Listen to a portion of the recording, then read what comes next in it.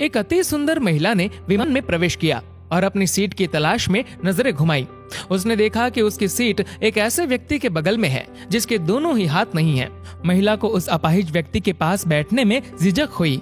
उस सुंदर महिला ने एयर होस्टेस से बोला, मैं इस सीट पर सुविधा पूर्वक यात्रा नहीं कर पाऊंगी क्योंकि साथ की सीट पर जो व्यक्ति बैठा हुआ है उसके दोनों हाथ नहीं है।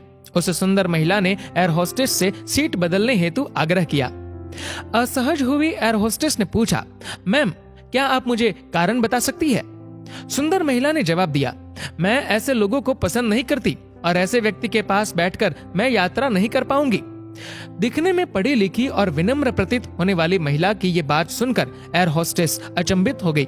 महिला ने एक बार फिर एयर होस्टेस से जोर देकर कहा कि मैं उस सीट पर नहीं बैठ सकती, अतः मुझे कोई दूसरी सीट दे दी जाए।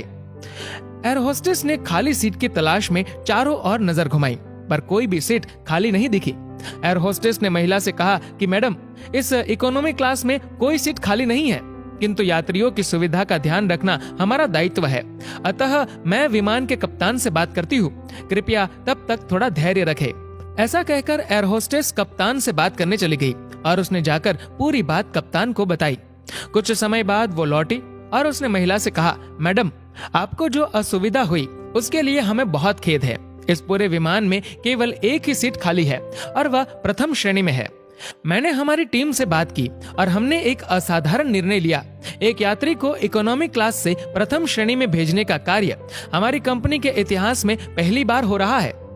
सुंदर महिला अत्यंत प्रसन्न हो गई, किंतु इससे पहले कि वह अपनी प्रतिक्रिया व्यक्त करती और एक शब्द भी बोल पाती, एयर होस्टेस उस अपाहिज और दोनों हाथ विहीन व्यक्ति की ओर बढ़ गई और विनम्रता पूर्वक उनसे पूछा, सर क्या आप प्रथम श्रेणी में जा सकेंगे? क्योंकि हम नहीं चाहते कि आप एक अशिष्ट यात्री के साथ यात्रा करके परेशान हो। ये बात सुनकर सभी यात्रियों ने ताली बजाकर इस निर्णय का स्वागत किया। वह अति सुंदर दिखने वाली महिला तो अब शर्म से नजरें ही नहीं उठा पा रही थी।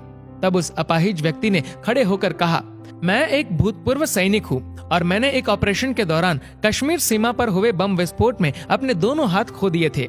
सबसे पहले जब मैंने इन देवी जी की चर्चा सुनी तब मैं सोच रहा था कि मैंने भी किन लोगों की सुरक्षा के लिए अपनी जान जोखिम में डाली और अपने हाथ खोए, लेकिन जब आप सभी की प्रतिक्रिया देखी तो अब अपने आप पर गर्व महसूस हो रहा है कि मैंने अपने देश और देशवासियों की खातिर अपने दोनों हाथ खोए। और इतना कहकर वह प्रथम श्रेणी में चले गए।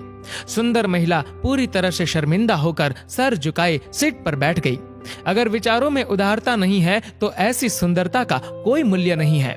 दोस्तों, इस कहानी को लेकर आपकी क्या राय है नीचे कमेंट करके जरूर बताएगा। और अगर आपको ये वीडियो अच्छा लगा हो तो इस वीडियो को लाइक करेगा, शेयर करिएगा ज्यादा से ज्यादा लोगों तक। और ऐसे ही और भी इंस्पिरेशनल वीडियोस के लिए सब्सक्राइब करें हमारे यूट्यूब चैनल को और फेसबुक पर फॉलो करें हमारे पेज को। धन्यवाद।